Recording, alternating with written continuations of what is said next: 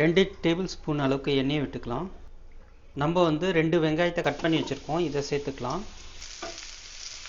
வெங்காயம் வந்து பார்த்திங்கன்னா கண்ணாடி மாதிரி வேகணும். ஸோ ஓரளவுக்கு கண்ணாடி மாதிரி வந்துடுச்சு. கறிவேப்பிலை சேர்த்துக்கலாம்.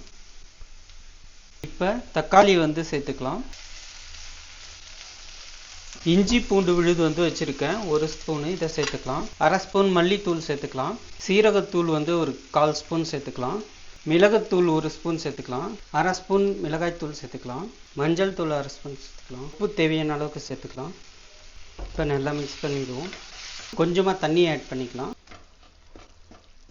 ஒரு 3 நிமிஷம் அப்படியே மூடி கொதிக்க விடுவோம். இப்போ முட்டையை வந்து சேர்த்துக்குவோம். நான் வந்து 5 முட்டை இந்த மாதிரி உடச்சி வச்சுருக்கேன், இதை சேர்த்துக்கலாம். இதை அப்படியே மூடி அப்படியே ஒரு 3 நிமிஷம் வேக விடுவோம். இப்போ வந்து 3 நிமிஷம் ஆயிடுச்சு. இப்போ திருப்பி விடணும்.